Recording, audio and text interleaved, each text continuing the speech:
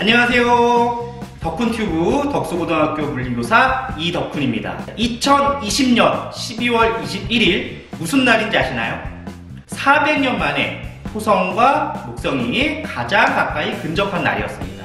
물론 19일부터 21일 동안 한 3일 정도, 21일까지 한 3일 정도 이렇게 아주 가까이 있는 모습을 볼 수 있었을 텐데요. 선생님도 12월 19일 이 앞에 보이는 천체 망원경을 들고 토성과 목성을 관측하러 나갔습니다. 자, 그런데 안타깝게 토성과 목성을 관측을 하지는 못했어요.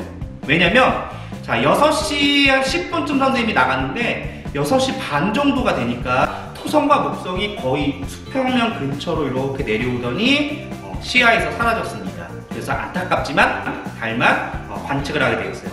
자, 오늘은 선생님과 함께 선생님은 천체 망원경을 잘 알지 못합니다. 천체 망원경 잘알못 선생님인데 오늘 그래도 여러분보다는 조금 더 요만큼 더 잘 알고 있기 때문에 여러분들에게 천체 망원경을 설명하는 시간을 갖도록 하겠습니다. 아까 토성과 목성에 대해서 조금 더 얘기를 하자면 목성은 공전주기가 11.9년, 그 다음에 토성은 공전주기가 29.5년 정도 된다고 합니다. 그래서 이 토성과 목성이 가까이 만나게 되는 그런 주기는 대략 한 19.9년 정도가 된다고 해요. 하지만 공전 궤도가 다르기 때문에 얘네가 이렇게 돌면서 가까워졌지만 공전 궤도가 일치하지 않고 목성과 토성의 공전 궤도가 일치하지 않기 때문에 얘네가 아주 그렇게 가까이 있지는 않습니다. 물론 주기는 19.9년마다 가까워지긴 하겠죠. 하지만 위아래가 이제 궤도가 다르기 때문에. 그런데 아까 얘기했던 것처럼 400년 주기로 이 공전 주기 궤도가 거의 일치하면서 근접하게 되는 거죠. 지구에서 바라봤을 때. 자, 다음 토성과 목성이 근접하게 되는 시기가 2080년 3월 15일이라고 합니다. 2080년 3월 15일.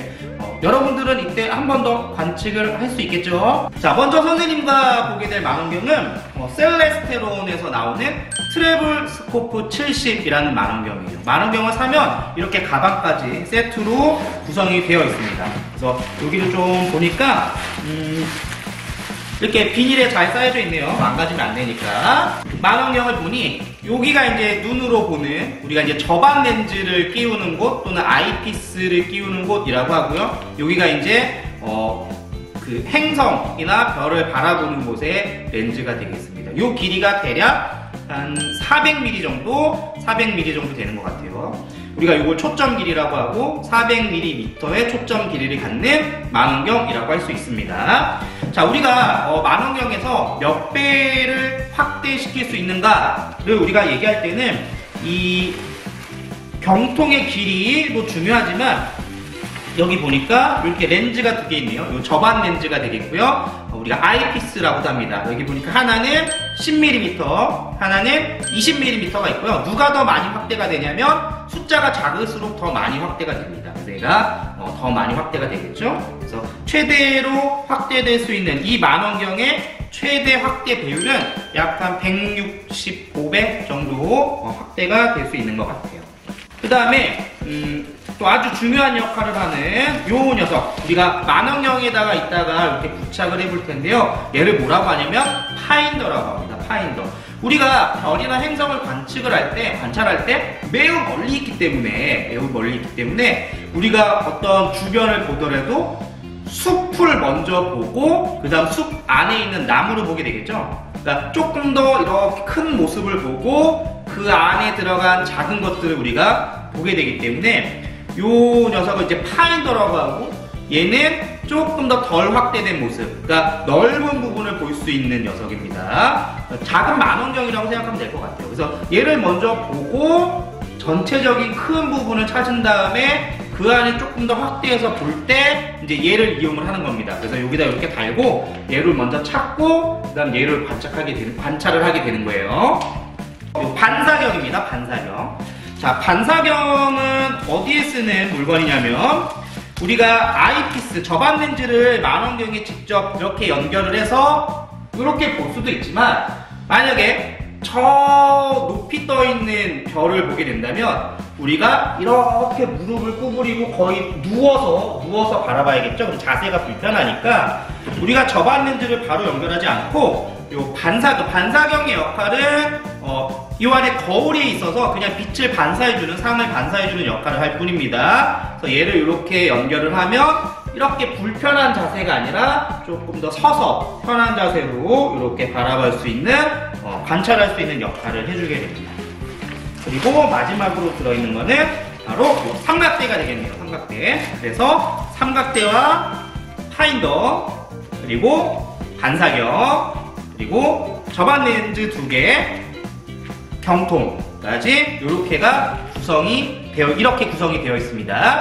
자, 요 뭐 선생님 판매하는 사람은 아니지만 요 셀레스테론 트래블 스코프 70, 요게 가격이 한 10만원대 정도 되는 것 같아요. 한 11만원에서 13만원대. 그래서 여러분들 처음 가볍게 구매해서 난 천차만 환경으로 행성을 좀 보고 싶다라고 한다면 요 제품으로 한번 보면 좋을 것 같습니다.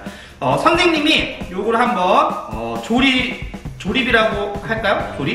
요걸 한번 설치를 해보겠습니다. 자, 먼저 삼각대를 평평한 곳에 삼각대를 먼저 설치를 합니다. 그 다음에 삼각대의 윗부분을 보면 만원경을 고정시킬 수 있는 이런 나사가 있습니다. 조임 나사가 있고요. 그 다음에 만원경을 보면 이렇게 조임 나사를 조절할 수 있는, 꼽을 수 있는 이러한 곳이 달려 있어요. 그래서 여기에 적절하게 만원경을 이렇게 끼우면 되겠습니다. 자, 여기 좀 풀어주고요. 간단해요. 어렵지 않습니다. 자, 이렇게 끝이 됐네요. 끝. 자, 그러면 이제 무엇을 해야 되냐면 파인더, 아까 요 파인더를 만원경에 연결을 해야겠죠. 그래서 파인더를 요 만원경에 연결을 합니다. 요 만원경에 연결할 수 있도록 이렇게 나사가 2개 있어요. 여기다 끼워주면 되겠습니다. 자, 여기까지 조립하는 데는 뭐 처음 만원경을 보는 사람도 쉽게 금방 조립을 할 수 있어요. 자, 그러면 이제 문제가 뭐냐면 이 파인더로 먼저 보고 그 다음에 요 경통으로 이렇게 우리가 관찰을 해야 되기 때문에 제일 중요한 게 뭐냐면 이 파인더와 경통이 나란해야 돼요. 파인더가 가리키는 곳과 경통이 가리키는 곳이 똑같아야 됩니다. 그래야지만 우리가 최종적인 어떤 물체를, 행성을, 별을 관찰을 할 수 있겠죠. 만약에 얘로 봤는데 얘가 없으면 우리가 찾기가 힘듭니다. 그래서 제일 중요한 거, 첫 번째가 바로 뭐냐면 파인더 정렬입니다. 파인더 정렬. 파인더 정렬이란 이 파인더와 이 경통이 같은 곳을 바라보도록 이렇게 조절을 하는 거예요. 그래서 이 파인더를 보면 나사가 3개가 있습니다. 나사가 3개가 있어서 한번 보여줄게요.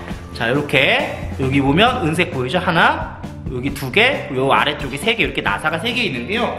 요 3개에 있는 3개의 나사를 이렇게 돌려가면서 풀어졌다가 조여졌다가 조절하게 되면 여기서 보이는 부분이 우리가 만원경을 이렇게 움직이는 것처럼 상하 좌우로 움직이는 것처럼 여기서 조절이 됩니다. 그래서 이 파인더 정렬을 하는 방법, 첫 번째, 이 파인더 정렬을 할 때는 이 경통으로 먼저 봐요. 경통으로 대충 위치를 잡고 이 경통의 정중앙에 하나의 물체를 설정하고 그 다음 다시 이 파인더로 와서 아까 경통으로 봤던 그 물체 중심이 파인더의 중심에 오게 얘를 조절합니다. 여기 보면 십자가 표시가 이렇게 검은색 줄이 돼 있어요. 그 중앙에 위치시키면 파인더 정렬이 끝나는 겁니다.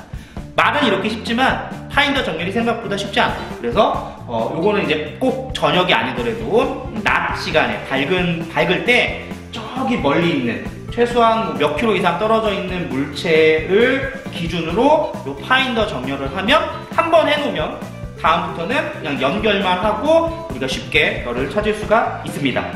자, 그러면 우리가 또 쉽게 보기 위해서 요 반사경이라고 했죠? 반사경을 이렇게 연결을 해주시고요. 그 다음에 마지막으로 내가 관찰하려고 하는 어떤 행성의 거리와 크기에 맞게 요 저반 렌즈 아이피스를 선택해서 끼워주면 끝입니다. 이제 관찰을 하면 되겠죠?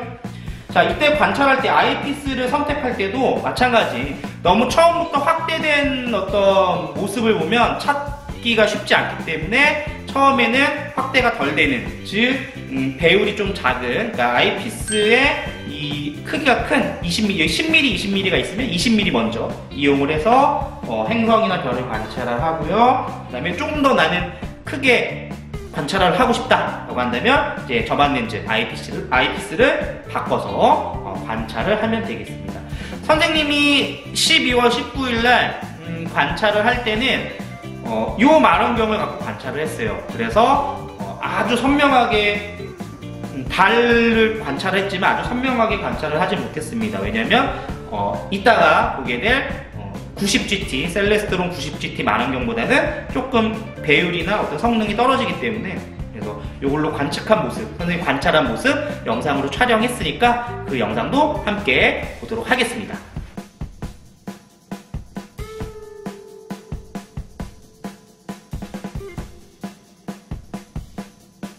이번에 셀레스테론 90GT라는 망원경, 천체 망원경의 조립입니다. 이게 이제 삼각대가 되겠고요.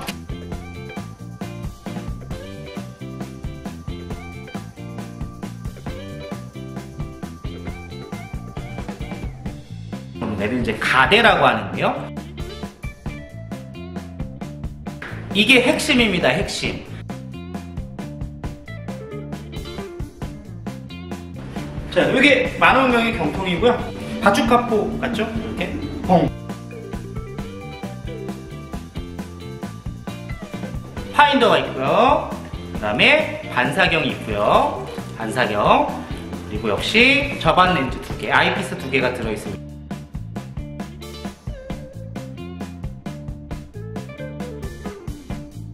자, 이렇게 되면 완성된 모습이고요. 자, 여기서 이제 얼라인이라는 걸 해줘야 되는데요. 얼라인이라고 하는 것은 우리가 얘가 자동으로 행성과 별을 찾을 수 있는데, 단 처음에 초기 설정을 해줘야 됩니다. 기준이 돼야겠죠. 기준으로부터 얼만큼 위치에 떨어진 곳에 어떤 행성이 있을까, 어떤 별이 있을까라는 것은 내가 찾을 수가 있습니다. 하지만 기준은 우리가 설정을 해줘야겠죠. 마치 역학적 에너지, 위치 에너지, 포텐셜 에너지를 우리가 살펴볼 때 기준을 정해주는 것처럼, 그래서 우리가 기준을 찾아줘야 되는데요. 기준을 찾아주는 방법은 우리가 밤하늘의 별을 보고 가장 밝은 별 2개를 기준으로 찾아주는 겁니다. 이때 첫 번째로 밝은 별을 찾을 때는 수동으로 우리가 알아서 찾아야 되고요. 두 번째부터는 얘가 자동으로 찾게 되고, 이제 기준을 설정해 준 다음에는 내가 보고 싶은 별, 만약에 목성을 보고 싶다 그러면 여기서 목성 찾아서 엔터 누르면 얘가 자동으로 목성을 찾아주게 됩니다.